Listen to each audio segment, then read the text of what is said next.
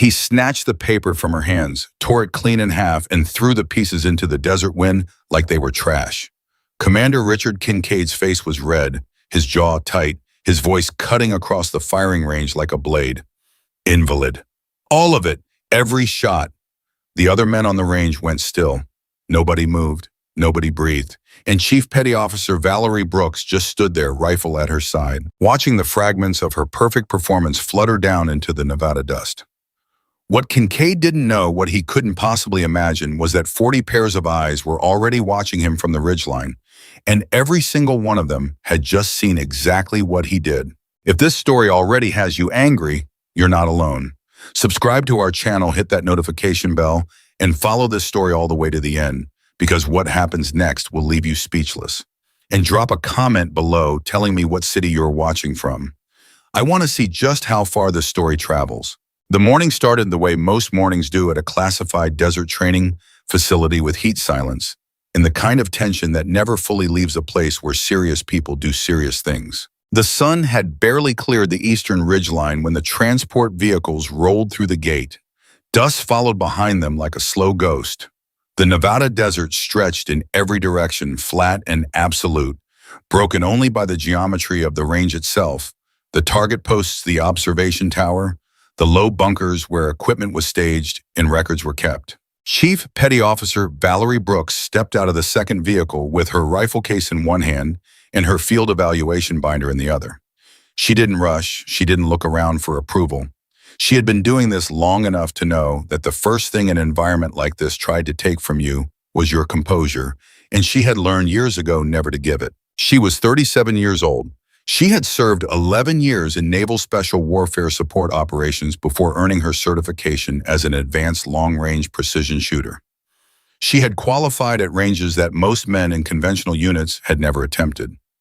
She had done it twice, once in training, once in a real-world environment that she was not permitted to discuss in any official record. She was by every measurable standard one of the most skilled long-range operators the program had ever produced.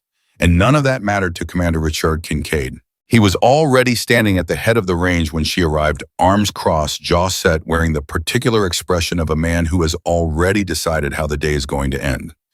He was 51, former SEAL, decorated in the conventional sense of that word, meaning he had accumulated commendations the way some men accumulate opinions, loudly and without much examination of whether they were deserved. He had been vocal in certain circles about his views on the integration of female operators into specialized warfare roles.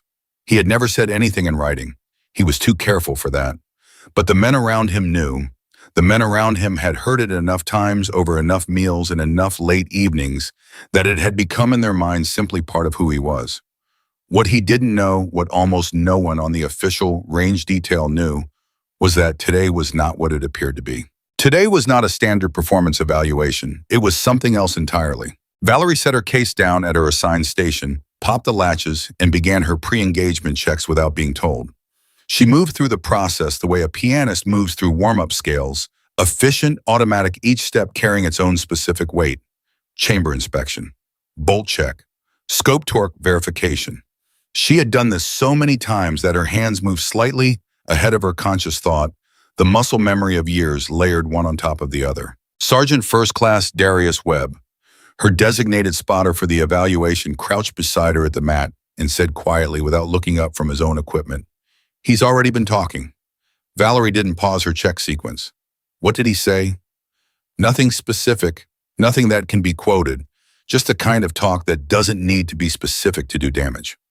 She pulled the bolt back smoothly, inspected the feed ramp, let it forward again. Let him talk. Darius, let him talk. Webb was quiet for a moment. He was a big man, former ranger with hands that looked like they could close around a rifle stock and crush it if the mood ever struck him. He had worked with Valerie for 2 years. He had watched her shoot in conditions that would have sent most people home, and he had never once had reason to doubt either her skill or her nerve. But he had also watched what happened to people when institutional pressure was applied in the right places by the right men, with enough rank behind them to make the pressure feel like gravity. "He's running the board today," Webb said. "That means he controls the call sequence, the wind data release, all of it." "I know. The first stage is set at 800 meters. "I know. And the last stage, Darius." She looked at him, then directly, briefly. I know what the last stage is. I've been preparing for it for 6 weeks. I know the environmental variables. I know the equipment profile. I know the round behavior at that distance under every wind condition this range is capable of producing. I know it. So let's both stop pretending the problem is the shot. Webb absorbed that. He nodded once slowly. Fair enough, he said. Commander Kincaid's voice carried across the range like he intended it to loud enough to establish authority, sharp enough to establish contempt. He was addressing the assembled personnel, perhaps 12 people, standing in a loose cluster near the evaluation station, but he positioned himself so that his words would land most heavily on one person in particular. Today's evaluation is straightforward, he said. 3-stage engagement, standard wind protocol. Performance will be assessed against Naval Special Warfare precision standards, which I remind everyone were designed for operators functioning at the absolute ceiling of human capability. He paused there just long enough for the pause to mean something. We will not be adjusting those standards. We will not be making accommodations. The standards exist because they exist for a reason. Nobody said anything. The 12 people on the range stood in the Nevada heat and said nothing and looked at nothing in particular. Valerie continued her pre-engagement checks. The first stage began 40 minutes later. 800 meters, a standard engagement distance for a qualified precision shooter, challenging, demanding genuine skill, but well within the documented capability range of anyone who had earned the certification Valerie carried. The target was a standard silhouette full torso exposure, no wind data complications beyond what the ambient environment provided. Kincaid announced the start of the stage from the observation tower. Valerie settled into her position, adjusted her natural point of aim, slowed her breathing through the cycle she had practiced 10,000 times, not consciously counting anymore, just inhabiting the rhythm of it, the way a long-distance runner inhabits their stride. Webb called the wind. 7 minutes right, 3 to 4 miles per hour quartering. She made the adjustment automatically. Not a calculation exactly, more like a recognition, the data slotting into place the way a key slots into the right lock. She exhaled halfway. She held. She pressed. The rifle moved. The round left the barrel. And at 800 meters, the steel plate at the center of the silhouette rang like a small, precise bell. Kincaid's voice came from the tower. Mark the time. Nothing else. No acknowledgement of the hit. Just the mechanical notation. Valerie racked the bolt. Ejected the case. Reset. Stage 2, Kincaid announced. 1,200 meters. Wind shift protocol in effect. The wind shift protocol meant that the wind data would be released in intervals with a deliberate 30-second lag between Webb's spotter calls and the actual conditions at the target. It was a complication used to simulate the kind of environmental chaos that existed in real-world long-range engagements, where the air between the shooter and the target moved in ways that could not always be tracked in real time. It was also, Valerie had noted during her preparation, a protocol that Kincaid had the authority to manipulate. She pushed that thought aside. Wind is shifting, Webb said, his voice low and measured, calling it at 9 minutes left 2 to 3. But hold, there's a secondary coming through. I feel it, she said. Mirage is running left. I see it. Val, the protocol data doesn't match what I'm reading on the ground. She didn't answer immediately. She was watching the mirage through the scope, reading it the way you read a face. The subtle tells the movement patterns, the momentary stillnesses that told you more than the motion did. The mirage said the wind at the intermediate range was doing something different from what the released protocol data indicated, which meant either the protocol data was delayed, which was expected, or it was wrong. She made her own call. She adjusted 4 minutes from what the protocol said and 2 minutes from what Webb had initially read, splitting the difference based on what the mirage was telling her about the air at the 800-meter point, which would give her an approximate picture of what was happening at 1200. She pressed. The plate rang. From the tower, silence. Then mark the time. Webb let out a breath that wasn't quite relief, but was close to it. Valerie was already resetting. She didn't look at the tower. She didn't look at Kincaid. She was aware of him the way you're aware of weather as a condition that exists that must be accounted for, but that you don't give power to by staring at it. Stage 3 will commence in 20 minutes, Kincaid announced. 1,800 meters, full environmental variables. And then he added something that wasn't in the evaluation protocol. I'm also adding a hostage simulation element to Stage 3. The target will be a 2-panel silhouette. Outer panel is the hostile, inner panel is the protected subject. The kill zone on the inner panel is a 3-inch circle centered at the cranial vault. Miss the hostile, you've failed. Hit the protected subject, you've failed. Anything outside the 3-inch zone on the hostile panel is a non-scoring hit. Only a confirmed center mass or cranial kill on the hostile, with zero contact on the protected panel, constitutes a passing result. The range went very quiet. Valerie heard someone near the equipment bunker shift their weight. She heard Webb's breathing change just slightly. She did not change her own breathing. A 3-inch kill zone, at 1,800 meters, under full environmental variables, with a consequence structure that turned every near miss into a failure. It was not a test. It was an execution. Not of her life, but of her file, her record, her standing. Because if she failed, this Kincaid had the authority to flag the evaluation, and a flagged evaluation at this level under these conditions could end a career in ways that no official order ever needed to spell out. He knew that. He had designed this knowing that. And as she stood at her station in the Nevada heat, Valerie felt something move through her that was not anger exactly and not fear. It was closer to clarity. The kind of clarity that comes when everything extraneous has been stripped away and what remains is just the problem in front of you and what you are capable of doing about it. She looked at Webb. He was looking at her. 3 inches, he said. 3 inches, she confirmed. At 1,800. At 1,800. He held her gaze for a moment. Then he said quietly and with absolute conviction, "Then we go get 3 inches." She nodded once and turned back to her equipment. What neither of them could see, what the entire official range complement couldn't see, was what was happening on the ridgeline surrounding them. Because the ridgeline was not empty. It had appeared empty. From the valley floor, from any angle that could reasonably be observed by personnel on the range, the terrain above looked like nothing more than desert rock and scrub in the shifting heat of a Nevada afternoon. It looked the way terrain always looks when nothing is happening in it. But something was happening in it. 40 operators spread across 400 meters of ridge were occupying positions they had held since before dawn. They had moved into place in the dark in silence with a discipline that made the concept of invisibility feel almost literal. Each of them carried a long-range precision rifle. Each of them had a direct line of sight to the firing range below. Each of them had been observing every moment of the evaluation, every shot, every call from the tower, every word that Kincaid had spoken through the PA system. They were not there as backup. They were not there as enforcement. They were there because someone several levels above Kincaid's pay grade had decided that this evaluation needed witnesses that Kincaid couldn't see, couldn't manage, and couldn't intimidate. They had been watching, and they had seen everything.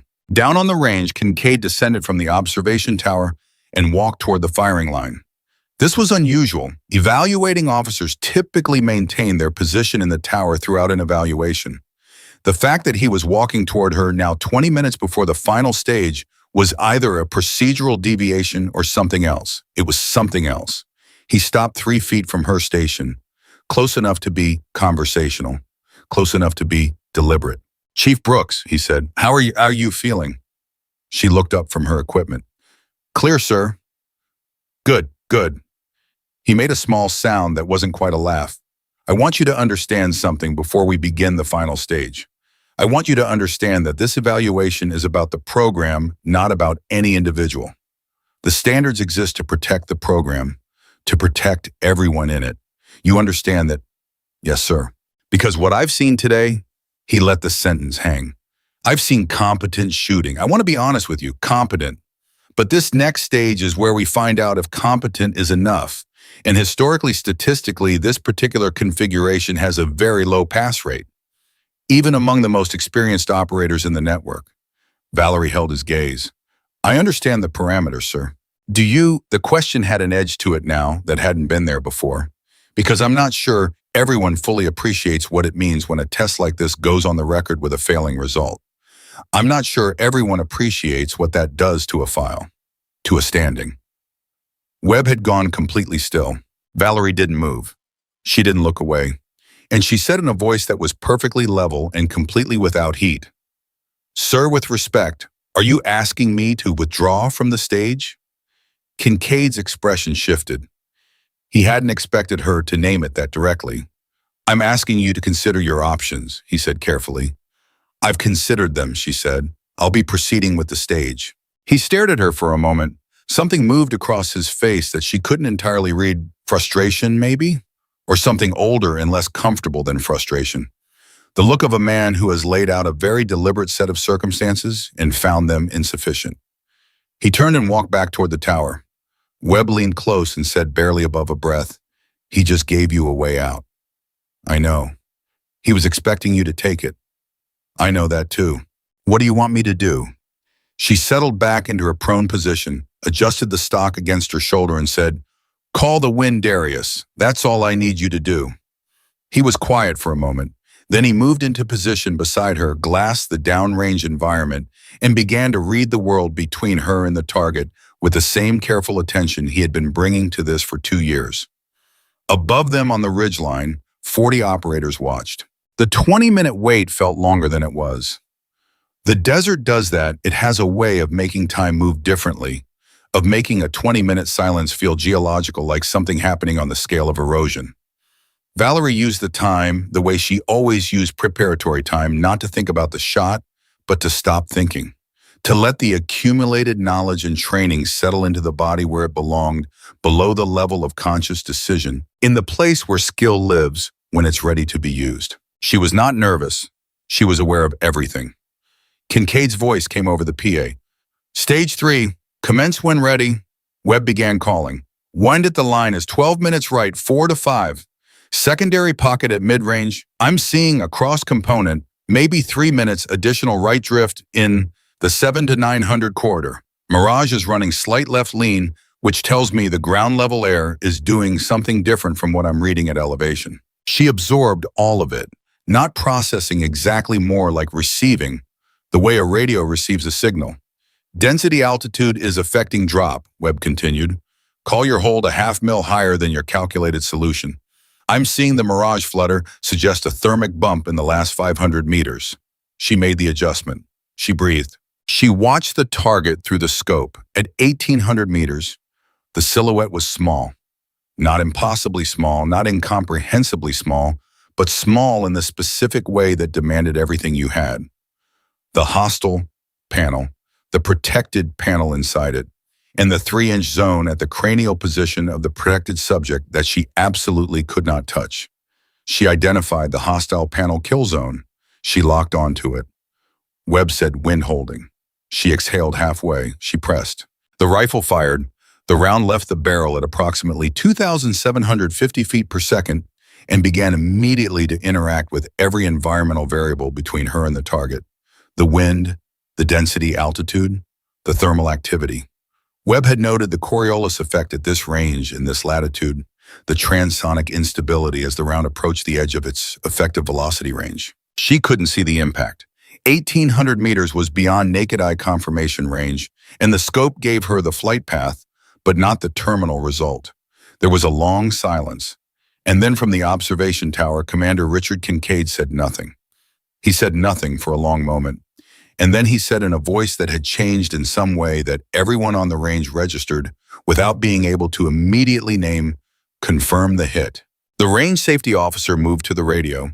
There was a brief exchange with the downrange team. Another silence, and then the safety officer turned and said in a voice that was entirely flat and entirely careful, "Confirmed hit, hostile panel, cranial zone, no contact on the protected panel." Webb's head dropped forward. He breathed out something that had no words in it. Valerie didn't move. She remained in her position, her eyes still on the scope, her breathing steady as if the world hadn't just done something remarkable. And then she heard it, the sound of Kincaid's footsteps coming down from the tower, coming fast, coming with purpose. She raised her head from the scope and looked toward him. He walked to her station. He picked up the evaluation sheet that had been clipped to the board at her position, the sheet that carried the record of all 3 stages, all 3 results, the notation of the hostage simulation parameter, and the confirmed hit outcome.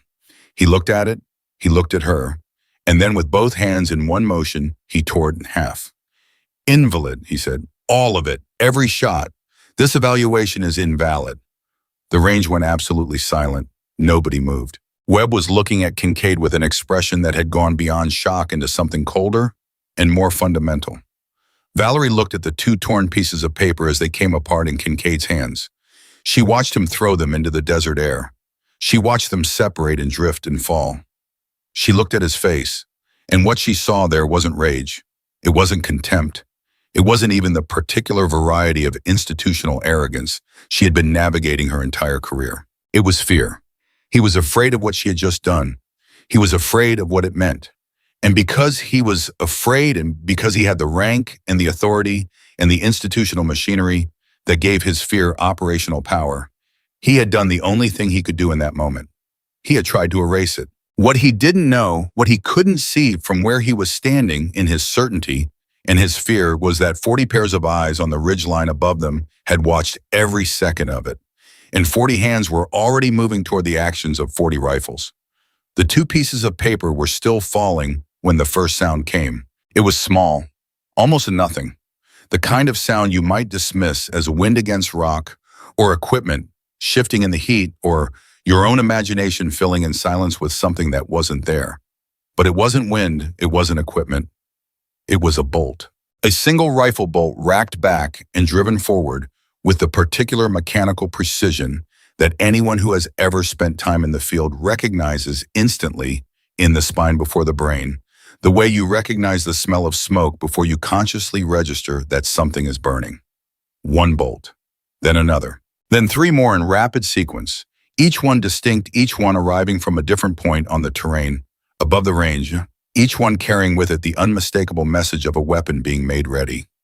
Commander Richard Kincaid heard it, everyone on the range heard it, and for a fraction of a second, nobody moved because the human body, when it receives certain kinds of information, needs a moment to decide what to do with it. Kincaid's head came up, his eyes went to the ridgeline, and he saw nothing, which was worse than seeing something, because the ridgeline looked exactly the way it had looked all morning, empty still, nothing but rock and scrub and the hard geometry of the Nevada terrain baking in the afternoon heat. And yet the sounds were still coming. Bolt after bolt, methodical, unhurried, not frantic or aggressive, but absolutely deliberate, arriving from positions he couldn't locate, from operators he couldn't see, from a direction and a number that his brain was beginning to process with a specific ice-cold kind of arithmetic. He counted without meaning to. He couldn't help it. 5, 8, 11, 14. They didn't stop at 14. Range Safety Officer to Lieutenant Marcus Cho had been standing 12 feet from Valerie's station when Kincaid tore the evaluation sheet. He had not moved. He had watched the paper fall, and he had kept his face very carefully neutral because Marcus Cho was 29 years old, and he understood with the particular clarity that comes from being young enough to still be surprised by things, that something was happening on this range today that was significantly larger than a performance evaluation. He pressed the transmit button on his radio. Twice. Just twice without saying anything. The response came back in 4 seconds. Also wordless. Just a double click from the other end. Kincaid heard it. He turned to Cho. "Who are you signaling?" "Protocol check, sir," Cho said. Perfectly calm, perfectly empty of anything readable. "Protocol check with who?" "Range safety net, sir. Standard procedure when an evaluation result is disputed." "I didn't dispute it. I declared it invalid." "Yes, sir. That's what I reported." Kincaid stared at him. The bolts on the ridgeline were still sounding. He had lost count somewhere around 20. He turned back toward the terrain above the range, and this time he stared at it longer, with the focused attention of a man who has spent decades in the field and knows how to look at terrain the right way. The way that lets you see past the surface of things to what the surface is hiding. He still couldn't see them, but now he could feel them. Webb was still at the mat beside Valerie. He hadn't stood up. He was glassing the ridgeline with his spotting scope, slowly, methodically working from left to right across the elevation, and what his scope was showing him was making the back of his neck prickle with something that wasn't fear and wasn't awe, but was somewhere in the territory between them. "Val," he said quietly. "I hear it," she said. "How many do you count?" She had been listening since the first bolt. She had been counting without appearing to count, her face still, her eyes forward, her entire posture unchanged from the moment Kincaid had torn the paper. "At least 30, she said. "Probably more." "You knew," Webb said. It wasn't a question. She didn't answer immediately. The bolts continued, each one arriving with the same unhurried precision. each one from a different point, the sounds mapping out the shape of a perimeter that surrounded the range on three sides, with the kind of completeness that only comes from careful planning. I knew something was different about today, she said finally.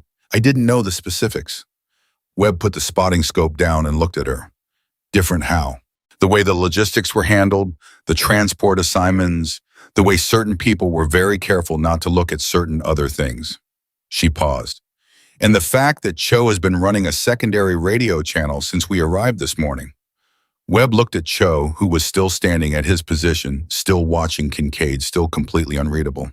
He's running two channels. At least two. And you didn't say anything. There was nothing to say. Either I could shoot or I couldn't. The rest of it wasn't my job. Kincaid walked to the center of the range. He stood in the open, which was either courage or the specific kind of tunnel vision that comes when authority is challenged in ways it doesn't have a prepared response for.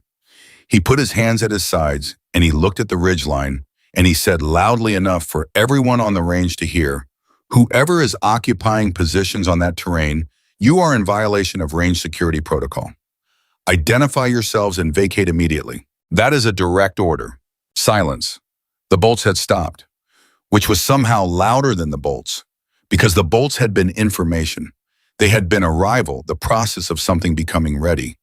The silence that followed them was completion.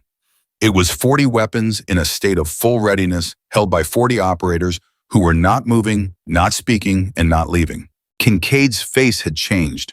The redness that had been there when he tore the evaluation sheet had moved into something else, a pallor underneath the red, the particular color that appears in a face when the body is beginning to understand something that the mind is still refusing. He turned to the range sergeant, a man named Ortega, who had been standing near the equipment bunker since the beginning of the day and had said approximately 7 words in that entire time.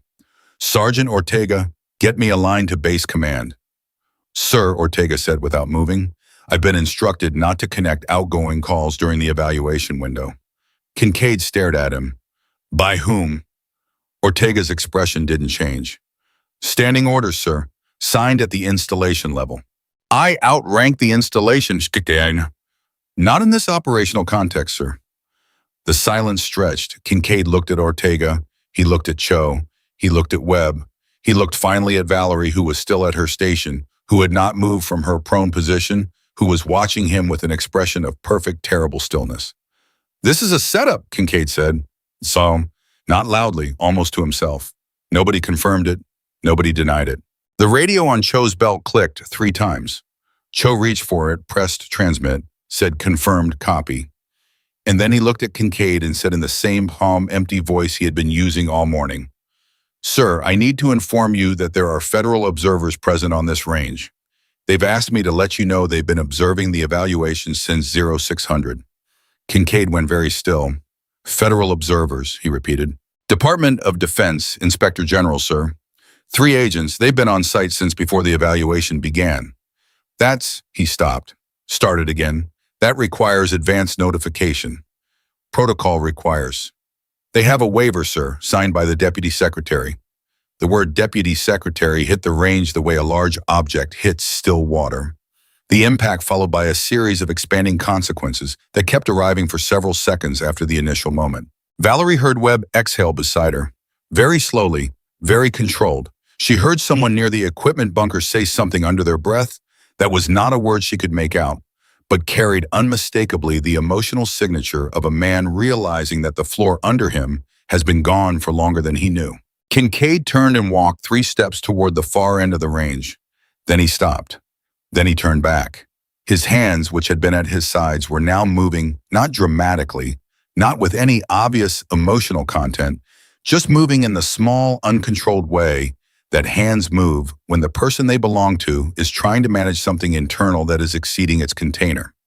Webb leaned close to Valerie and said very quietly, "He didn't know." "No," she said. "He really didn't know any of this was here." "No, he didn't. So he just..." Webb paused. "He just tore your sheet in front of all of them because he actually thought he could get away with it." "That's exactly what he thought." Webb was quiet for a moment. Then, "That's almost sad." "Almost," she said. Cho's radio clicked again. He listened to something through his earpiece, nodded once, and then raised his voice slightly to address the range. Inspector General representatives are making their way to the evaluation station now. All personnel maintain current positions. Three figures emerged from the access road that ran along the east side of the range.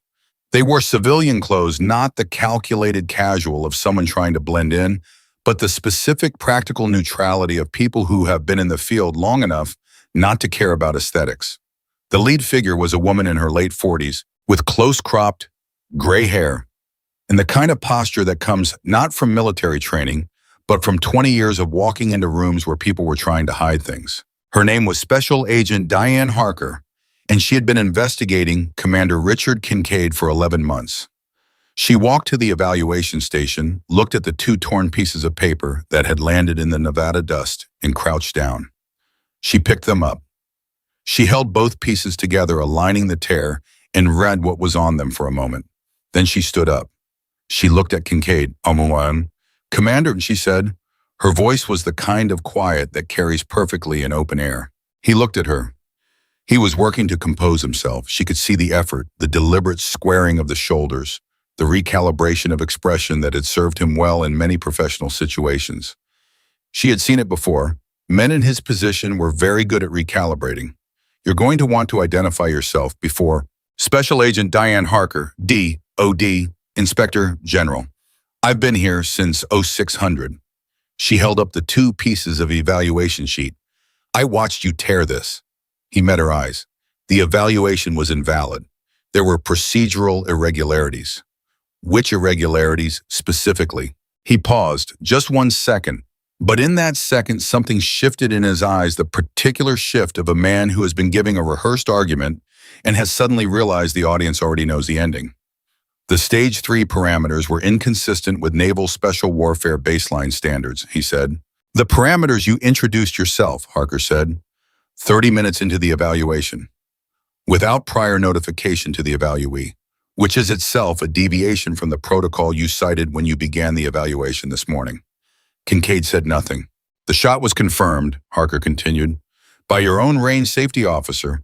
Confirmed hit hostile panel cranial zone 0 contact on the protected panel at 1,800 meters under full environmental variables under the additional hostage simulation parameter you added unilaterally. She looked at the evaluation sheet fragments in her hand, and then you tore the record. Something was happening to Kincaid's color. It had been moving through changes for the last several minutes, and now it had settled into something that Webb, watching from the mat, later described as the specific pallor of a man who has looked down and realized he has been walking on nothing for the last 100 feet. I have the authority, he started, to dispute an evaluation result through formal channels, yes, Harker said, not to destroy the primary physical record of a federal evaluation. That's evidence tampering under Title 18.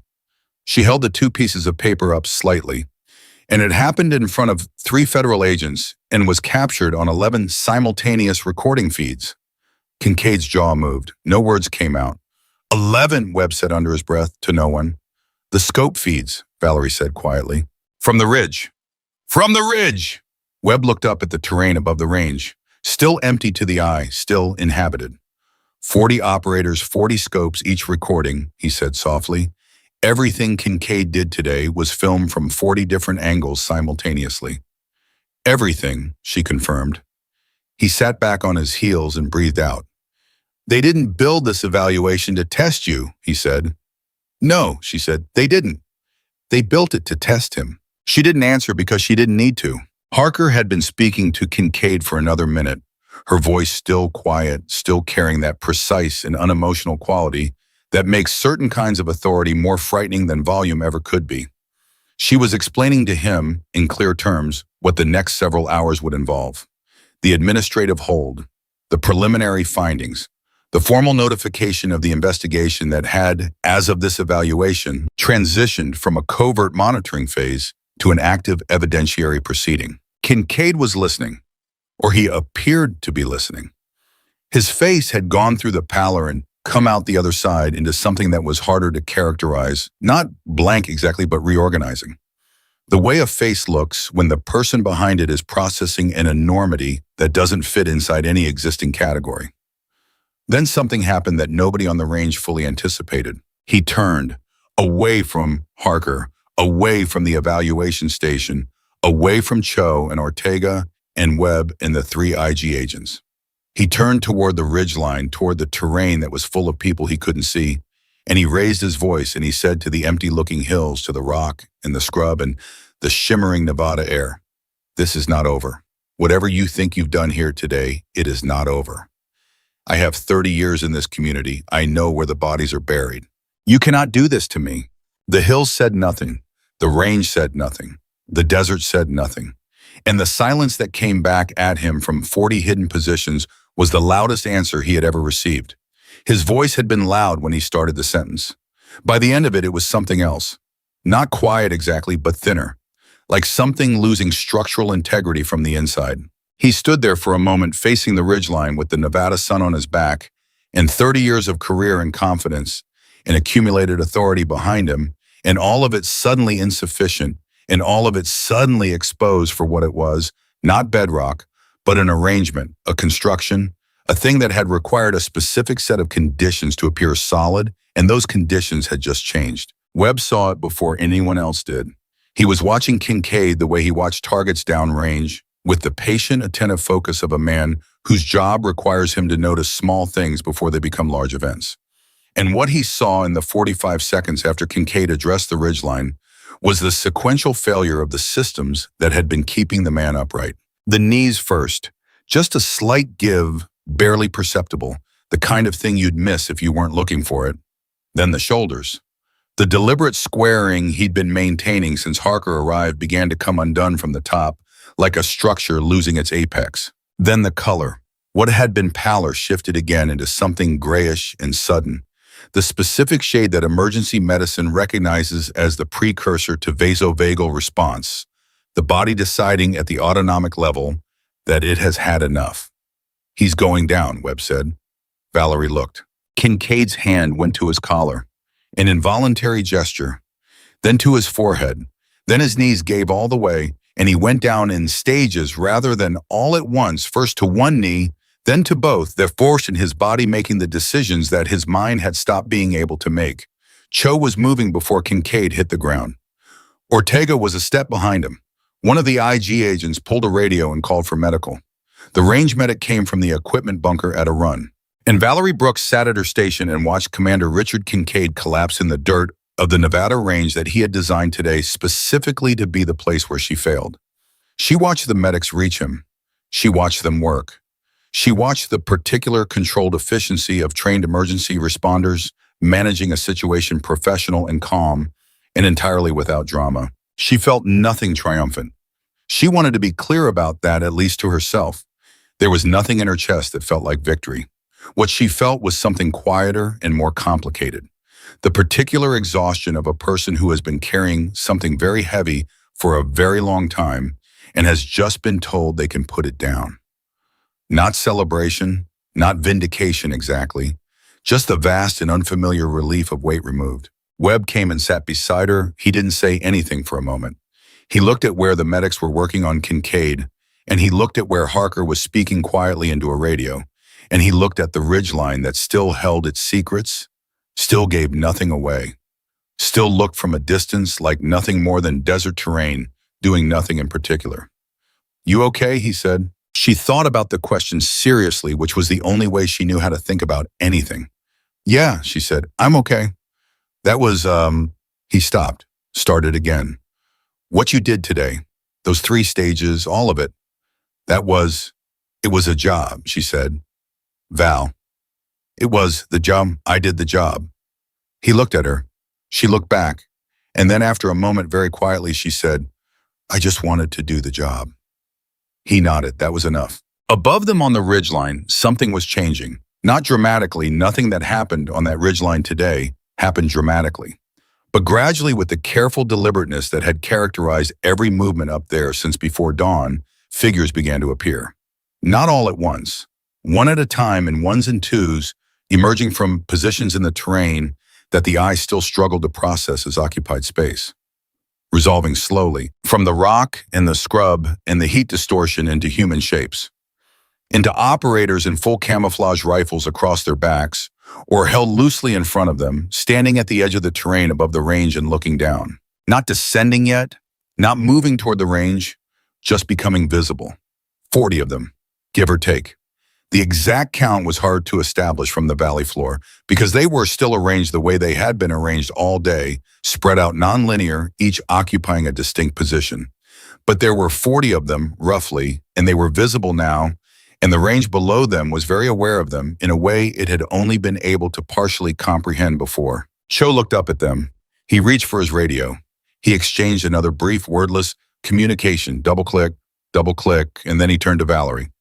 "Ma'am," he said, which was not how he had addressed her at any other point during the day. She looked at him. "They've been asked to maintain a position until the administrative process is complete," he said. "But I was asked to let you know all of them saw it. Every shot, every stage, everything that happened after." He paused. Everything. She held his gaze for a moment. Then she nodded. On the ground 20 meters away, the medics were stabilizing Kincaid, talking to him in the measured, reassuring tones of professionals managing a man whose body had made a decision his identity hadn't authorized. Someone had gotten a blanket. Someone had put an oxygen monitor on his finger. Harker was still on her radio. One of her agents was photographing the torn evaluation sheet pieces where they lay in the dirt, documenting their position before collecting them as evidence. The other was taking statements from Ortega, who was speaking in the same sparse, economical manner he had employed all day, delivering facts in the order they occurred with no additional commentary. And Valerie Brooks picked up the two torn fragments of her evaluation sheet from where one of the agents had set them down, not the collected evidence copies, but the pieces themselves, the actual paper, and she held them together the way Harker had, aligning the tear, reading what was written there one more time. Stage 1, Stage 2, Stage 3, results confirmed. All of them. She held the two pieces of paper in her hands and looked at what they said. And then she folded them, both pieces together, and put them in the breast pocket of her field jacket. Not as a trophy, not as proof of anything for anyone else. As a reminder, for herself, of what it felt like to do the thing right when everything around you was designed to make doing it right feel impossible. Of what it felt like when the truth of a thing was so clear, so undeniable, so mathematically confirmed, that no one, not rank, not authority, not the particular fear that some men carry inside their certainty, could make it not true. Webb watched her fold the paper. He said nothing. The desert held them both in its afternoon silence, the specific silence of a place where something enormous has just finished happening and the air hasn't quite settled back into ordinary yet. 40 operators stood on the ridgeline and watched, and the Nevada sun continued its indifferent arc across the sky, heating everything, equally caring about none of it, doing what it had always done, burning away everything that wasn't real and leaving behind only what was. The medics had Kincaid on a stretcher within 4 minutes. Not because his condition was critical. The preliminary assessment was vasovagal, syncope complicated by acute heat exposure, which is the medical way of saying that his body had decided to shut down the non-essential systems and prioritize staying alive over staying conscious. It wasn't dangerous, not in the way that a cardiac event would be dangerous, but it was complete. There was nothing performative about it, nothing that could be read as calculated. His body had simply made a decision without consulting him. Webb watched them load the stretcher into the medical vehicle and said, "Heat syncope. That's what they're going to call it." "That's what it is," Valerie said. "It's also what happens when your nervous system gets overloaded." She didn't respond to that. She was watching Harker, who had finished her radio call and was now standing near the evaluation station with a tablet in her hand, scrolling through something. Her face carrying the particular focused blankness of a person reading information they already knew, but are confirming for the record. The medical vehicle pulled away slowly. Nobody watched it go except Webb, who tracked it until it disappeared around the access road bend, and then turned back to the range with the expression of a man filing something away in a place where it would be retrievable later when he had time to understand what it meant. Harker walked to Valerie's station. She didn't approach with the practiced deference that some people brought to interactions with operators, the slight over-formality that came from not quite knowing how to talk to someone who did a job like this. She walked the way she had walked across the range when she first appeared, direct, purposeful, covering ground, as efficiently as a person who had stopped wasting motion a long time ago. Chief Brooks, she said, Agent Harker. Harker looked at her for a moment with the kind of attention that was neither clinical nor social, but something in between the look of someone taking an accurate reading. How are you doing? Same as 20 minutes ago, Valerie said, which was clear. Harker nodded slowly. She looked down at the tablet, swiped once, turned it so Valerie could see the screen. This is the composite feed from 8 of the 40 scope cameras on the ridge. 47 minutes of footage starts at your arrival this morning and runs through the final stage result. She paused. We have the moment he tore the sheet from 11 different angles. 3 of them at less than a 400-meter distance from his position, which gives us resolution sufficient to read his expression. Valerie looked at the tablet screen but didn't take it. You don't need me to confirm any of that? No, Harker agreed. I don't.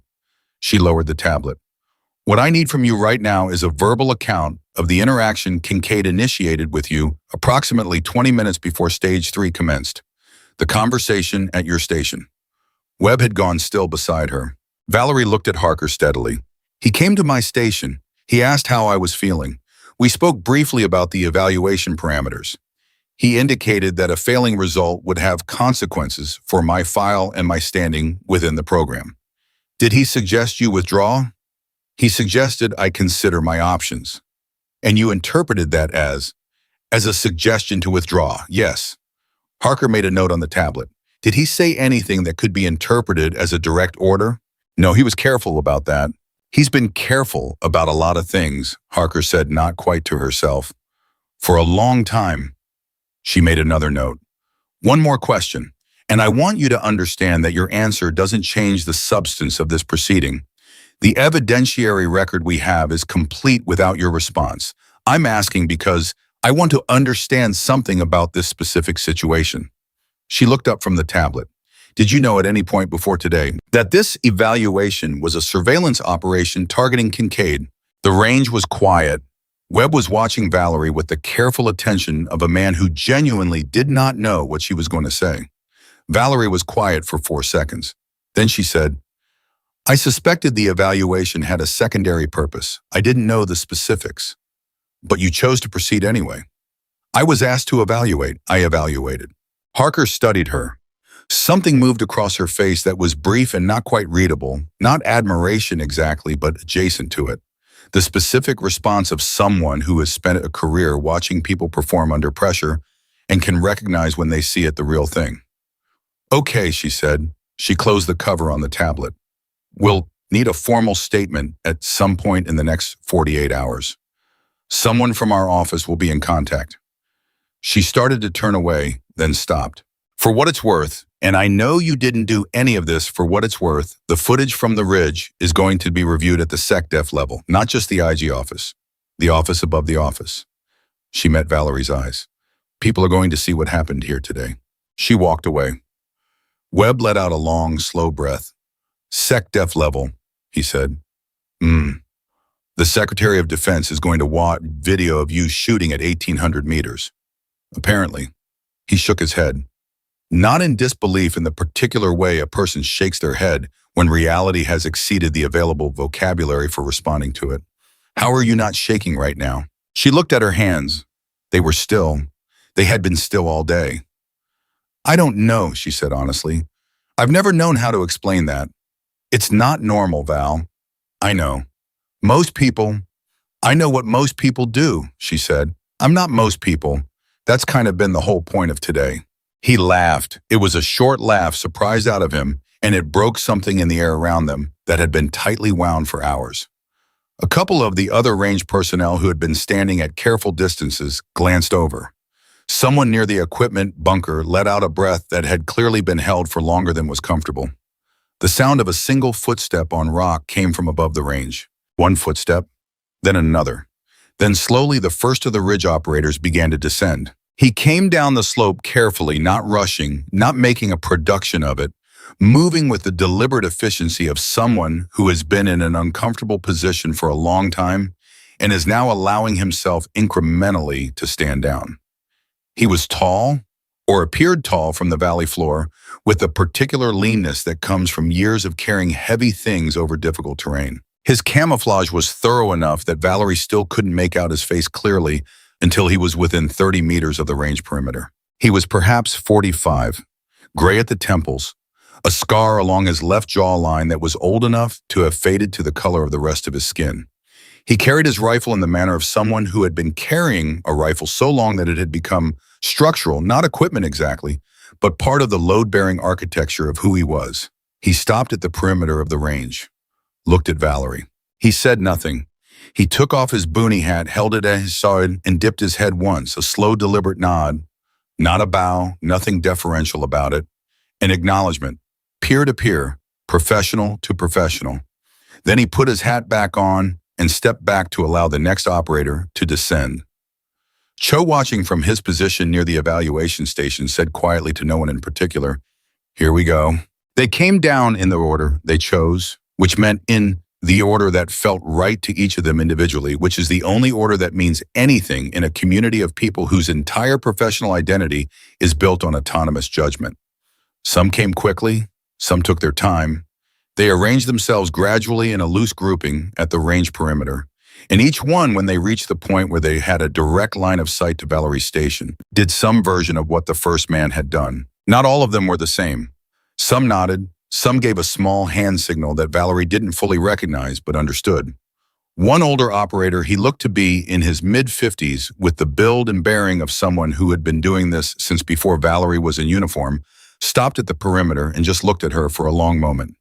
His face was weathered in the specific way of someone who has spent enormous amounts of time outdoors in hard conditions, and his expression carried something that took Valerie a moment to identify because she hadn't been expecting it. He looked proud, not of himself, of her.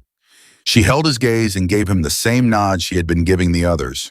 His face moved slightly, not quite a smile, but the precursor to one, the thing a smile comes from, and he tapped 2 fingers to the brim of his hat and moved on. Webb had stopped trying to be subtle about what was happening. He was standing now watching each operator descend, tracking the progression, with the attention of a man witnessing something he understood would stay with him. He counted them as they came. He couldn't stop counting them. By the time he reached 31, his jaw had gone tight in a way that had nothing to do with tension and everything to do with the specific internal pressure that builds when something moves you and you're in a professional context where being moved is not something you advertise. Sergeant First Class Ortega materialized from the equipment bunker area and stood beside Webb. He had been so quiet for so long that his presence felt slightly unreal, like a piece of furniture that had suddenly decided to become a person. "You holding up, Sergeant," Webb said. "Yes, Sergeant," Ortega said.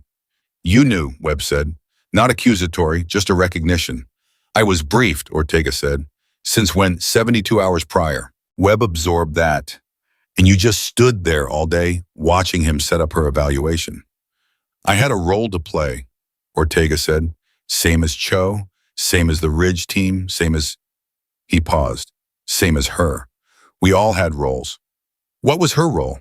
Ortega looked at Valerie, who was currently receiving a nod from a younger operator, maybe 28, with the intensity in his eyes that early career operators carry before years in the field redistributed into something quieter.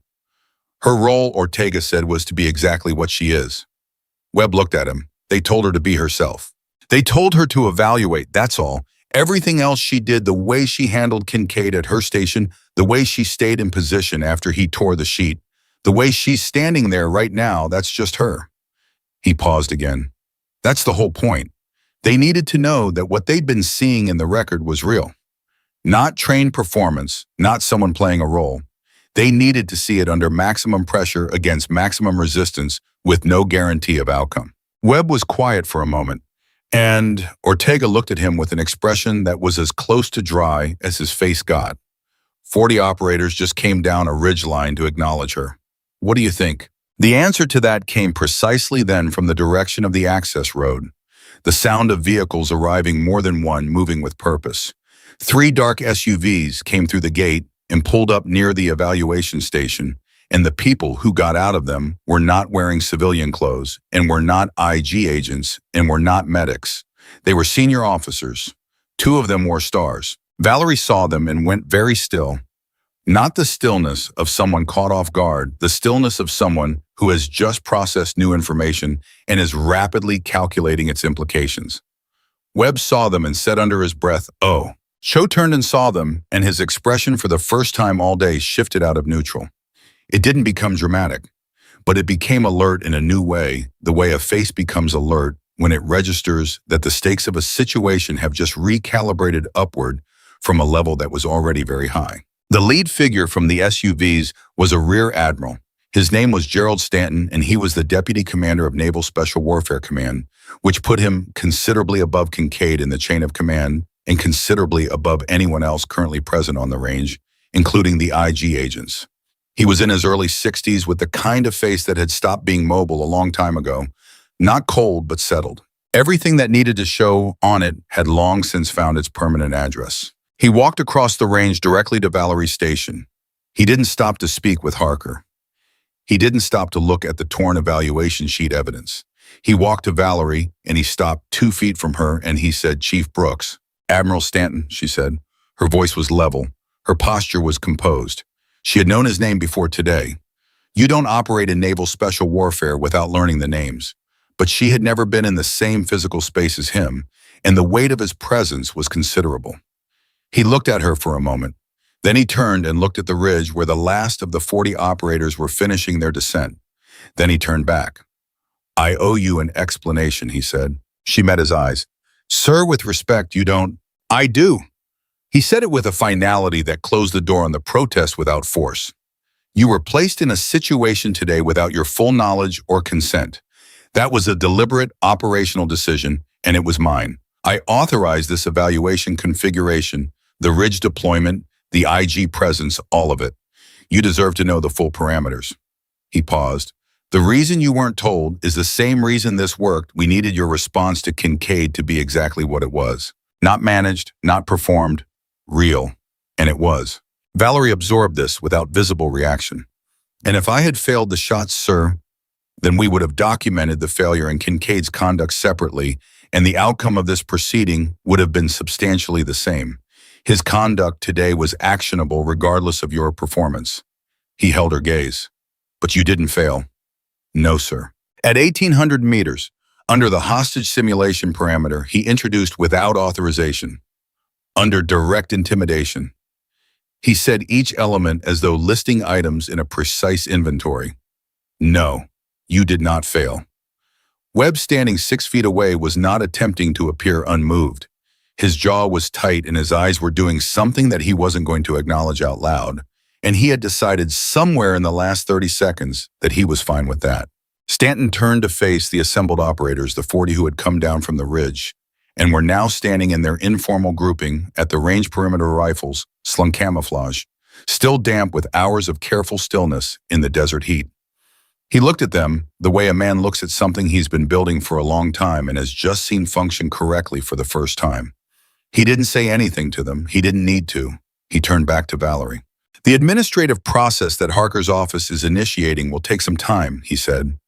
"Kincaid's file is comprehensive and the evidence from today is substantial. That process is not yours to carry." He paused. "What is yours is the record you made here today. Stages 1 through 3, confirmed results, 40 independent witnesses, 11 recording feeds." He straightened slightly. "That record belongs to the program now. It will be cited for a long time." She processed that. Something in her chest moved, not dramatically, not in a way that anyone watching would have been able to identify precisely. But it moved. "Thank you, sir," she said. He nodded once, the kind of nod that has weight in it. Then he turned to the range at large and said loudly enough for everyone to hear, "This evaluation is concluded. Results are confirmed. Documentation will be processed through formal channels beginning immediately." He paused. "Outstanding work today. Everyone." The word "everyone" in that sentence did work that a longer speech would not have done as efficiently. Cho clicked his radio twice. Ortega went back to the equipment bunker and began the methodical process of closing down the range. For the day, the administrative choreography of forms and logs and equipment checks that followed every evaluation regardless of what else had happened during it. Webb walked to where Valerie was standing and stopped beside her shoulder to shoulder, and they both looked at the ridgeline. at the operators who were now talking to each other in the low, economical way of people in debriefing mode, not loud, not emotional, but present, real, human in the specific way that the job tries often successfully to compress out of people. 11 months, Webb said. Morshimon. Harker said she'd been investigating him for 11 months. That's what she said? And the whole time he was just, Webb searched for the word, operating, like normal. Like normal, she confirmed. Did it ever? He stopped, started again. Did it ever feel like it would get to this point, like there would be an actual moment where it was real, where something actually happened? She thought about that seriously, the way she thought about most things. I've been in this program for 6 years, she said. In that time, I filed 3 formal complaints, 2 of them about Kincaid specifically. I wrote a 14-page report after the first incident, documented everything, had witnesses, submitted it through proper channels.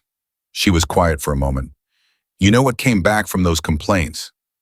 Nothing, Webb said. Acknowledgement of receipt, she said, that's all. A form that said the complaint had been received and was being reviewed. And then silence.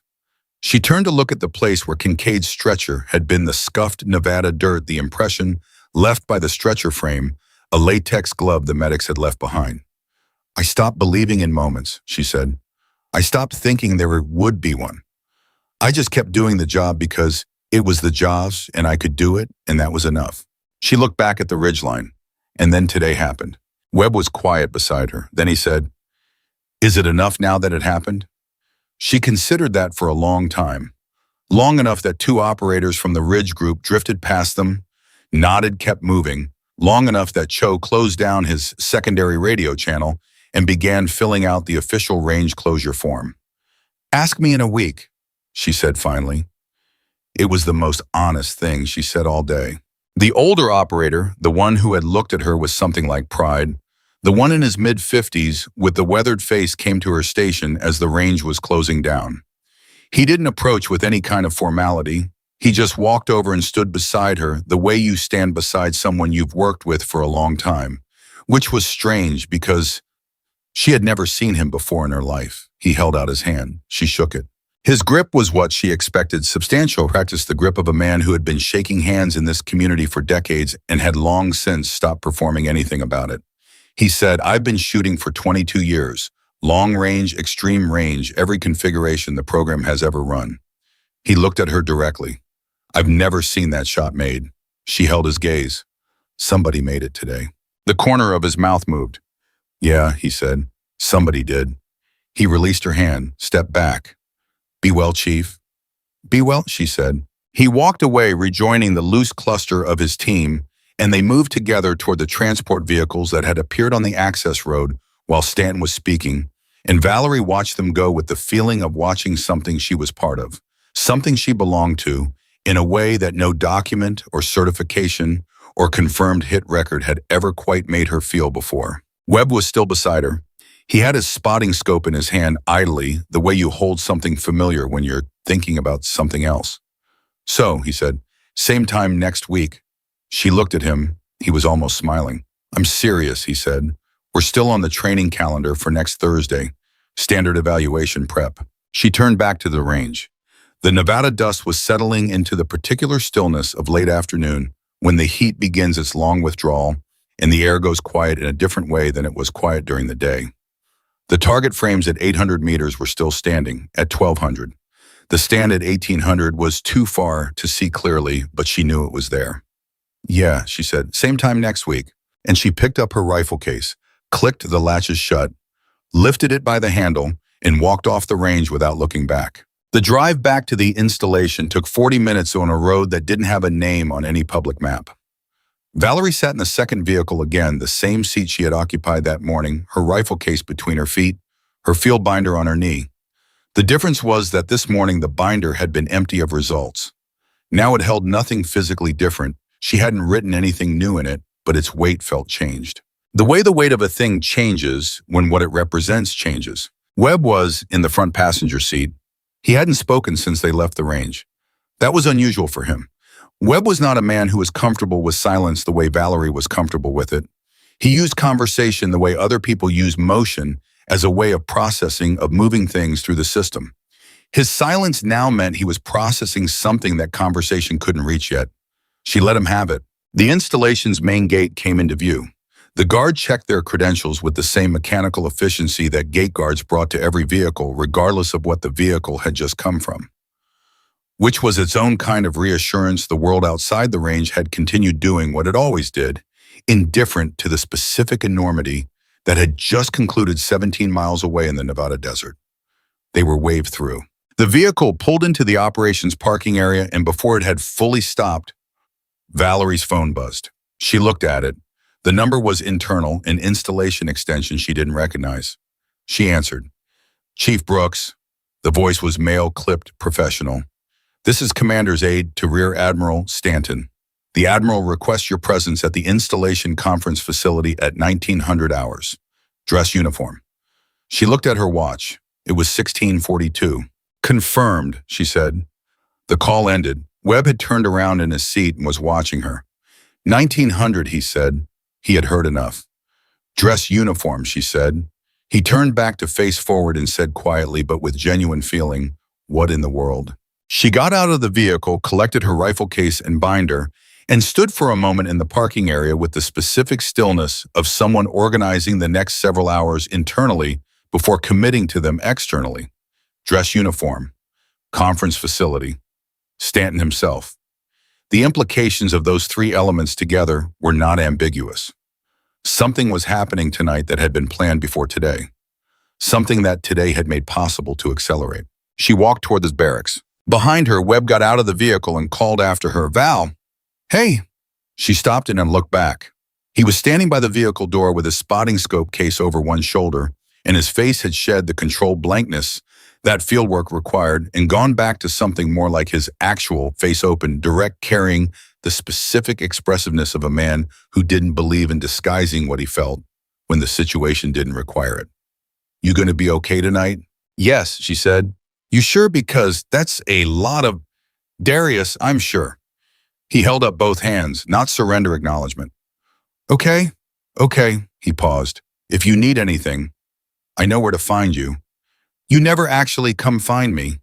I know where to find you, theoretically, she said. He laughed again, the same surprise quality as before, like laughter was something that kept arriving without his planning for it. She turned and kept walking. The barracks were quiet at this hour. Most of the day's operational details had wrapped, and the building had the particular low-level hum of a place between activities, people in their rooms, a few in the common area, the institutional rhythm of a facility managing the transition from afternoon to evening. Valerie moved through it without drawing attention, which was habitual. She had learned early that the best way to exist in environments like this was to move through them with purpose and without performance. People noticed you less when you appeared to know where you were going, even especially when where you were going was somewhere nobody expected you to be going. She showered. She laid out her dress uniform. She sat on the edge of her bunk for a few minutes and let the day settle through her the way water settles through sand, not forcing it, not analyzing it, just letting gravity do what gravity does. 3 complaints, 2 specifically about Kincaid, 14 pages of documentation, acknowledgement of receipt, silence.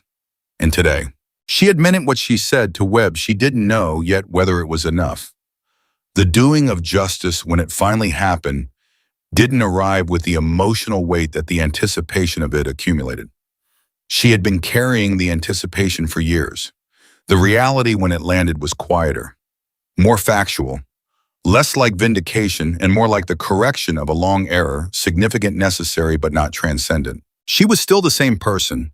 She still had the same job. The world had not fundamentally reorganized itself. She was okay with that. She put on her dress uniform at 1822 and walked across the installation to the conference facility, arriving at 1853. The facility's main room had been arranged differently from its standard configuration. The long central table had been pushed to one side and chairs were arranged in a semicircle facing a single podium. Approximately 30 people were present when she arrived, a mix of uniform and civilian. The civilians being the IG team and 2 additional personnel she didn't recognize who had the specific quality of people who attended meetings at this level regularly enough to be entirely unimpressed by the surroundings. She saw Harker near the back wall speaking quietly to one of her agents. Harker looked up when Valerie entered, made brief eye contact, and gave a small nod. She saw Cho near the right side of the room, still in his duty uniform, looking slightly less composed than he had on the range, which meant he now looked like a normal person instead of a well-trained instrument. He saw her and his posture shifted not to attention, but toward it. He lifted his chin in the acknowledgement that field personnel use when saluting would be technically inappropriate and ignoring someone would be socially wrong. She saw Webb. He had changed into his dress uniform, which meant he had also received a summons, which meant his role in today's evaluation was being officially recognized in whatever was about to happen. He was standing against the left wall with his hands clasped behind him and an expression that suggested he had been attempting composure for approximately 40 minutes with mixed results.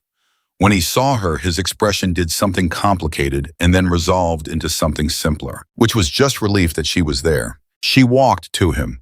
"You got called too," she said. 1900 dress uniform, he confirmed. "Who else?" He nodded toward the room. "Cho, Ortega, 3 members of the Ridge team, senior enlisted from the looks of it, and those 2. He indicated the unfamiliar civilians. "I asked Cho who they were. And he said he didn't know, which means he knows, and he's not saying."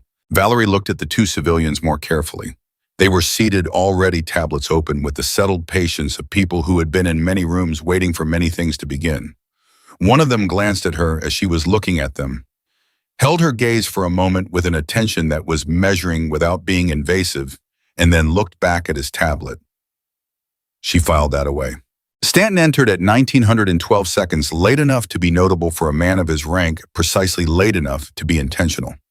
He came in from the side door, not the main entrance, accompanied by a woman in civilian clothes, who carried herself with the specific authority of someone whose title was longer than her patience for explaining it. She was introduced moments later as Deputy Assistant Secretary of Defense Karen Whitfield, which landed in the room with the weight of a very large stone dropped into still water. Webb said nothing, but Valerie heard him breathe. Stanton went to the podium. He didn't bring notes. He looked around the room once briefly with the practiced scan of a man taking attendance without appearing to, and then he began. What happened today at the training facility was the conclusion of an 11-month investigation authorized at the Joint Command level and coordinated between Naval Special Warfare Command, the Department of Defense Inspector General's Office, and the Office of the Deputy Assistant Secretary. He paused. The investigation focused on a pattern of conduct by Commander Richard Kincaid spanning 6 years involving documented abuse of evaluative authority, targeted discrimination in assignment and certification processes, and the systematic suppression of formal complaints by enlisted personnel. Another pause.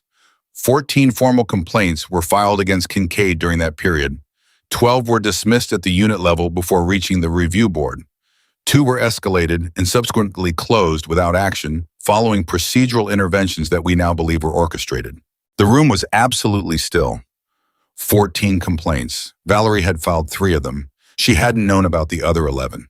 11 other people, 11 other documented incidents moving through the same system, meeting the same silence, producing the same form letter acknowledging receipt. 11 people who had done what you were supposed to do the right way, through the right channels, and gotten nothing back from the machinery except the sound of the machinery continuing to run. She held that in her chest for a moment. It was heavier than she expected. Stanton continued, the decision to structure a controlled exposure operation rather than proceed directly with the administrative investigation was made because the evidentiary record, while substantial, was largely testimonial. Kincaid had been sufficiently careful over 6 years to avoid generating documentary evidence of his conduct that would withstand formal legal challenge. He looked across the room. What we needed was to allow him to demonstrate his conduct in a controlled environment with federal witnesses present under conditions where the record generated would be legally irrefutable. Webb turned his head slightly toward Valerie. She didn't look at him. She was watching Stanton. Chief Petty Officer Valerie Brooks was selected for this operation because her record was the most technically complete of all complainants, and because her skill level was such that Kincaid's conduct, when directed at her, would be demonstrably, undeniably wrong. Not a matter of interpretation, not a close call. Stanton's voice carried something now that was slightly different from the administrative register it had been operating in, something with heat in it, low and controlled but present. We needed him to tear the sheet on a shot that 40 experienced operators had just watched succeed. We needed the wrongness of the act to be absolute. Whitfield, seated to Stanton's right, had been listening with the stillness of someone accustomed to receiving information she already had in more detailed form. She leaned forward slightly and said in a voice that was quieter than Stanton's, but no less authoritative, "Chief Brooks, I want to address you directly." Valerie looked at her. "What was asked of you today was significant," Whitfield said. "You were placed in a situation where you were used deliberately, strategically, as an instrument of an investigation you hadn't fully consented to participate in. I want to acknowledge that plainly. The outcome was correct. The process had costs." She held Valerie's gaze. "On behalf of the Office of the Secretary, I want to say formally and for the record what was done to you by Commander Kincaid over 6 years, and what was done to the 11 other personnel who filed complaints that were suppressed was wrong. The system failed those people. It failed you." The room was so quiet that Valerie could hear the ventilation system running. "We cannot undo that," Whitfield said. "What we can do is this." She reached to the table beside her and picked up a folder. Inside it was a single document, which she did not read aloud. She closed the folder and looked at it for a moment and then at Valerie. "Effective immediately, your evaluation record from today is being formally entered into the Naval Special Warfare Precision Certification file as a reference benchmark. Not your personal file only, the program's benchmark record, the standard that future evaluations in this configuration will be measured against." Webb made a sound. He turned it into a cough almost immediately, but it was too late. The sound was out, and it was not a cough, and everyone in the room knew it was not a cough, and nobody said anything about it. Cho, near the right wall, had his eyes on a fixed point in the middle distance, with the concentration of a man using architecture to manage his face. Ortega characteristically showed nothing, but his jaw had moved. Slightly. Briefly. Valerie absorbed what Whitfield had said. Let it find its place. There was a lot of finding its place to do, and she was doing it in real time in front of 30 people in dress uniform, which was not the context she would have chosen for it. But she had learned a long time ago that the context you would have chosen was rarely the context you got, and you managed with what you were given. She said, "Thank you, ma'am." Whitfield held her gaze for another moment. Something in the older woman's face moved, not quite the same thing that had moved in the weathered operator's face on the range, but in the same neighborhood. Then she sat back. Stanton looked at the room again. "The formal administrative proceedings against Commander Kincaid will be conducted through standard channels. Details are not appropriate to share in this setting. Personnel with direct involvement in today's operation will be contacted by the IG office within 48 hours. He paused. "What I will say in this room informally is this: what happened on that range today was not just the conclusion of an investigation, it was a demonstration of what this program is supposed to be, of what the standards are supposed to mean." He looked at Valerie. "The standards exist because performance is the only currency this community recognizes, or should recognize. When someone meets those standards, exceeds them under conditions specifically designed to prevent that from happening, the appropriate response is not to tear the paper." The room received that. Then Stanton said, "Dismissed. Chief Brooks, a moment." The room emptied with the quiet efficiency of people who understood that certain conversations were not theirs to witness. Webb passed her on the way out and touched her arm briefly, and she felt the weight of it, not dramatic, just present. Real. The way things that matter feel different from the things that don't. Cho was the last out. As he passed her, he said low and quick, 19 months I've been on this installation. That was the best day." And then he was gone. Stanton waited until the room was clear. Then he came down from the podium and stood in front of her, not as a rear admiral facing a chief petty officer, but as a man facing a person, which was a distinction she noticed and registered. "I owe you more than an acknowledgement," he said. "I know that." "Sir, the outcome." "I'm not talking about the outcome," he said. "I'm talking about what it cost you to get to the outcome. 11 months of investigation, 6 years of documented conduct before that, 3 complaints that went nowhere. The specific experience of doing everything right and getting a form letter back." He was direct about it, not softening it, not framing it carefully, just saying it. That's a long time to carry something without institutional support. "I know what that costs." She looked at him. "You do know," she said. It wasn't a challenge, it was an observation. He held her gaze. I had a situation of my own. Early career, different context, same fundamental thing. He was quiet for a moment. I made different choices than you did. I don't know if they were better choices. They were faster, and faster is not always better. He paused. You stayed in the channels. You kept filing. You kept doing the job while filing. That takes something that isn't in any training manual. She said nothing for a moment. Then, I didn't do it for the investigation, sir. I didn't know about the investigation. I filed because filing was right. And I kept doing the job because the job was right. He looked at her for a long time. The room had the late evening quiet of a space that had just held 30 people and now held 2. I know, he said. That's exactly why it worked. He held out his hand. She shook it. His grip was different from the ridge operator's grip, not stronger or weaker, but different in character. Where the operator's grip had said peer-to-peer, Stanton's grip said something more complex. Accountability. The specific weight of a man acknowledging in the language available to him that a debt existed. He released her hand, stepped back. The installation is yours for the rest of the evening. Chief, no further obligations tonight. Thank you, sir. He left through the side door. She stood alone in the conference room for a moment. Just a moment. The chairs in their semicircle, the podium, the table pushed to the side, the institutional lighting, doing what institutional lighting always did. She thought about the 14 complaints. The 12 dismissed at unit level. The 2 escalated and closed without action. 11 other people, 11 other form letters, 11 other silences stretching back through years that she hadn't known about while she was in the middle of her own silence. She didn't know their names. She would probably never know most of them. The investigation record was classified, and the names of complainants in a proceeding like this were protected. And even if they weren't, the nature of this community meant that most of them would never identify themselves publicly. But they had filed. They had done the thing you were supposed to do, knowing what the chances were, knowing the history of what happened to people who did the thing you were supposed to do in this particular environment. And they had done it anyway, because it was right. That was not nothing.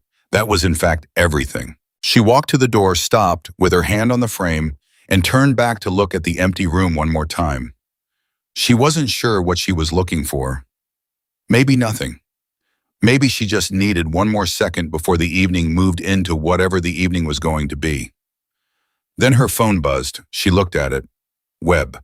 The text said, "Common room, Chobra coffee. Ortega is here, which means something's wrong with the world, but apparently he drinks coffee like a normal human." Get over here. She looked at the text for a moment. Then she turned off the conference room light and walked toward the common room in the Nevada evening, carrying the weight of the day, which was considerable, and the knowledge of what it had meant, which was more considerable still. And somewhere behind her in the administrative infrastructure of the Department of Defense and the Naval Special Warfare Command, in the Office of the Inspector General, the machinery that had been silent for 6 years was finally irrevocably moving. And 14 complaints were about to matter. The common room smelled like bad coffee and something that might have been microwave food from 2 hours ago, and it was the best room Valerie had walked into all day. Webb was in the chair nearest the window with a paper cup in both hands, not drinking from it, just holding it the way you hold something warm, when what you actually need is to hold something warm.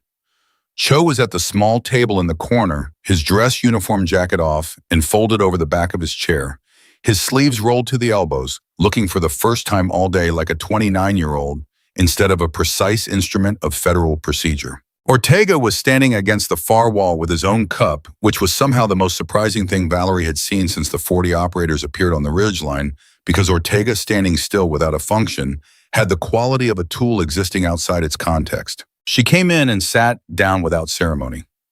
Nobody said anything for a moment. The particular silence of people who have been through something together and don't yet have the language for it. Then Cho said, "For what it's worth, I want to say that today was the most significant professional experience of my life, and I'm going to be processing it until I'm 60.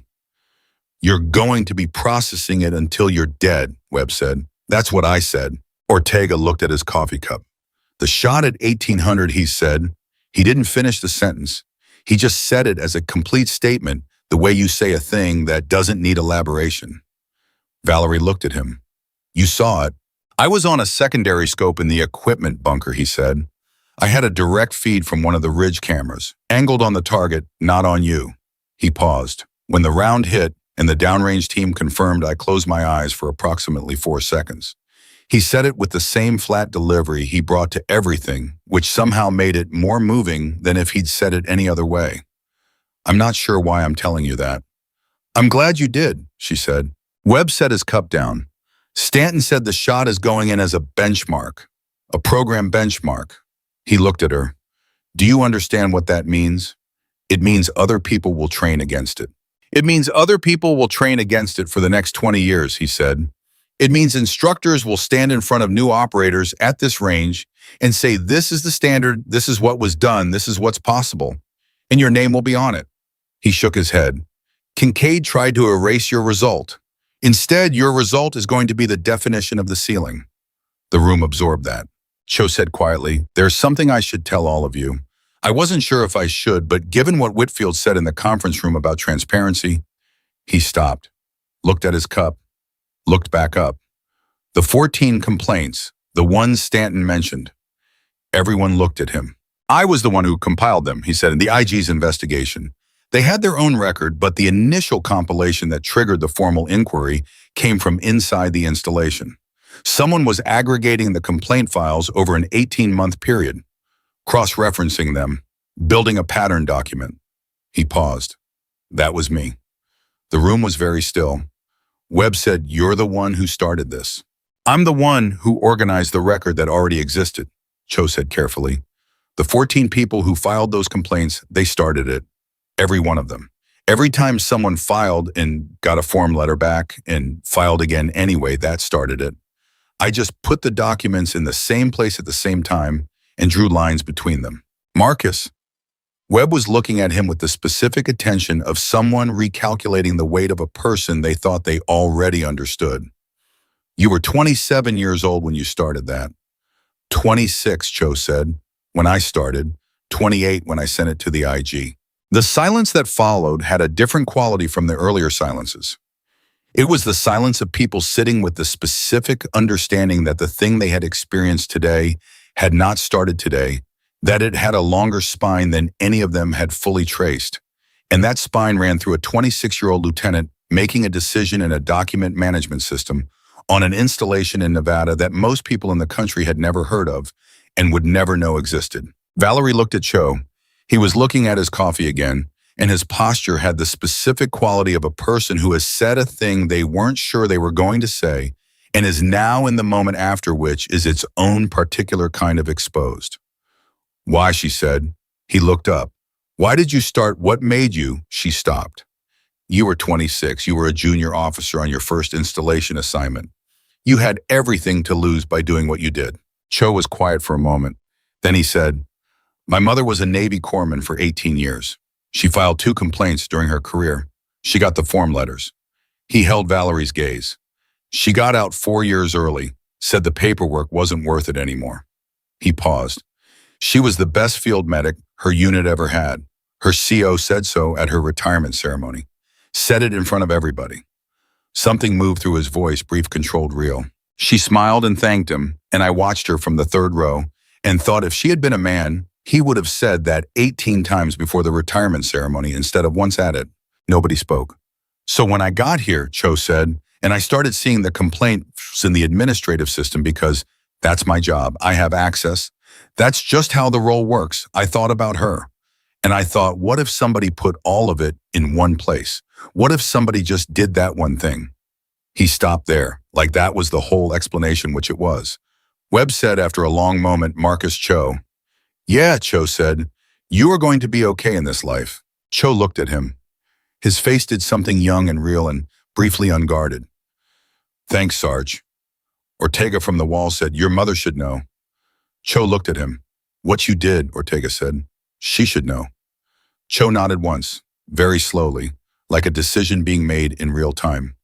Yeah, he said, I'm going to tell her. Outside, the Nevada night had arrived fully the specific darkness of desert installations, where the absence of light pollution made the sky above look like something that belonged to a different era. Valerie was aware of it the way you're aware of weather peripherally without it requiring attention. Her phone buzzed again. Different number, area code she didn't immediately recognize Washington, D.C. She answered. Chief Brooks. Female voice, crisp, efficient. This is the office of the Deputy Assistant Secretary Whitfield. Ma'am wanted me to let you know that the formal review of the 14 complaint files has been expedited to priority status. We anticipate preliminary findings within 30 days rather than the standard 90. A pause. She also asked me to tell you that the 2 personnel files that were closed without action following procedural intervention, those cases are being reopened. Both individuals have been contacted. Valerie stood up from her chair. Not for any particular reason. Her body just needed to be vertical for a moment. Both of them, she said. Both of them, the aide confirmed. Ma'am wanted you to know that specifically. Thank you, Valerie said. The call ended. She stood with the phone in her hand. Webb was watching her. So was Cho. Ortega had turned from the wall. Both cases reopened, she said. The ones that were closed after the procedural interventions. Webb closed his eyes for a second. When he opened them, he said, those are the ones that were buried deepest. Yes. And they're going back in. Yes. He picked up his coffee cup, looked at it, put it down. He didn't have anything to do with his hands that was adequate to the moment, so he just let them rest on the table. 14 complaints, 6 years. And now in the space of 1 day, it's not 1 day, Valerie said. It's 6 years plus 1 day. He looked at her. The day doesn't work without the 6 years, she said. The 6 years of filing and getting nothing back and filing again and keeping them all and not leaving, that's what made today possible. Chose 18 months of compiling. The 11 other people who filed and got form letters and filed again. All of it. She sat back down. Today was the last day of something that took a very long time. It wasn't the first. The room held that. Then Ortega said, and it was the longest consecutive sentence Valerie had ever heard from him. My first year in, I had a staff sergeant who ran evaluations the same way Kincaid ran yours today. Not as discriminatory, different flavor, same mechanism. He decided before the evaluation who was going to pass, and the evaluation was the paperwork that justified the decision he'd already made. I filed a complaint. I got the form letter. I spent the next 4 years wondering whether the decision to file had been stupid, whether I should have just accepted the mechanism the way everyone else seemed to accept it. He stopped, looked at the coffee cup. I don't think that anymore. Nobody filled the silence after that. They let it stand on its own, which was the right thing to do. It was Webb who eventually said, so what now? For you, Val, what happens next? She thought about it. Thursday, she said. He blinked. Thursday. Training calendar, standard evaluation prep, same time as always. He stared at her. You're serious. The job doesn't stop because one thing resolved, she said. There are other people in the program, other evaluations, other skills to maintain. The range will still be there Thursday, and the targets will still be at 800 and 1200 and 1800, and the wind will do what it does, and I'll show up and do the work. After everything that happened today, because of everything that happened today, she said. That's exactly because the job is real, the skill is real, the work is real. All of that existed before Kincaid tried to erase it, and it still exists now. It doesn't need him to be gone for it to matter. It mattered when he was there, and it matters now.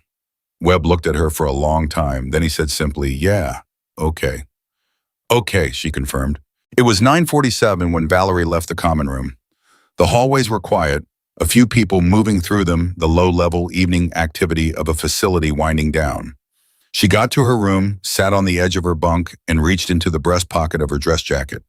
The 2 torn pieces of paper were still there. She had transferred them from the field jacket without thinking about it automatically, the way you carry forward the things that need to be carried. She took them out, held them together, aligned the tear the way Harker had, the way she had done twice before. Read what was on them. Stage 1, Stage 2, Stage 3. Results confirmed. She had looked at this document 3 times now, and each time it said the same thing, which was the point of documents. They didn't change what they contained, regardless of how many times someone tore them or how much authority someone brought to the tearing. She set the 2 pieces on her small desk side by side, rather than align this time the tear visible, the gap between them showing. She looked at them for a moment. Then she opened her field binder and took out a clean administrative form, a standard complaint documentation sheet, the kind she had filled out 3 times over 6 years, and she wrote at the top of it in the space for subject matter, reference document, evaluation record date. And she wrote the date. And then in the body of the form, she wrote a single sentence. This record was destroyed by the evaluating officer immediately following confirmation of all results. In the presence of federal witnesses and 40 independent observers, and the destruction was itself the evidence. She signed it, dated it, clipped it to the inside front cover of the binder. Not as a complaint. There was nothing left to complain about. As a record. Because keeping records was what you did. Because the paper existed whether someone tore it or not, and the record existed whether someone acknowledged it or not, and the performance existed whether someone validated it or not. She had known that before today. Today had simply confirmed it in the largest, most undeniable possible terms. She closed the binder, put it on the desk beside the 2 pieces of torn evaluation sheet. Her phone buzzed one more time. Unknown number. She almost didn't answer it. Then she did. Silence for a moment. Then a voice she didn't recognize, female, older, with the specific texture of someone who has thought carefully about what they were going to say before saying it. Chief Brooks, you don't know me. My name is Ellen Reyes.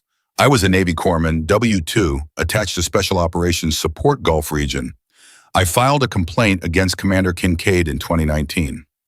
I got a form letter. I separated from service 8 months later. Valerie sat completely still. I was contacted today by the IG office, Reyes continued. They told me my case was being reopened.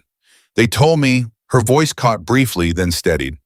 They told me there had been a development in the investigation. They told me that an operator on an evaluation today had that the case had advanced significantly. They couldn't give me details, but they gave me your name. She paused. I looked you up. I found your record, your certifications, your service history. Another pause. I don't know exactly what I wanted to say. I've been trying to figure that out for the last hour. Her voice was steady, but carrying something in it that was close to breaking and choosing not to. I guess I wanted to say thank you. Even though I know you weren't doing it for me, I know you didn't know about my case. But whatever you did today, whatever happened, I got a call. After 5 years, I got a call that said it mattered, that it was real, that my complaint was real. A long silence. So thank you. Valerie sat with the phone against her ear in the Nevada night outside her window, and the 2 torn pieces of paper on her desk, and she felt something move through her chest that was larger than anything she had the vocabulary for. Not grief, not joy, something that contained both without being reducible to either. The specific weight of understanding fully and finally that the thing you have been carrying had been worth carrying. Not because anyone told you so. Because here was the evidence in a voice on a phone from a woman in a time zone she didn't know who had filed in 2019 and separated 8 months later and waited 5 years for a phone call. She said, Ellen, yes, you did the right thing when you filed. You knew you were going to get the form letter and you filed anyway.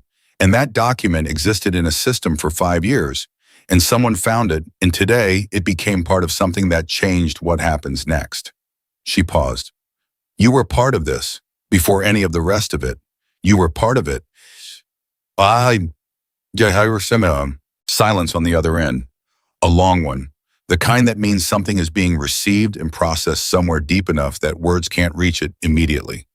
Then Reyes said very quietly, Okay. Okay, Valerie said. They stayed on the line for another moment without speaking. Sometimes that was the right thing.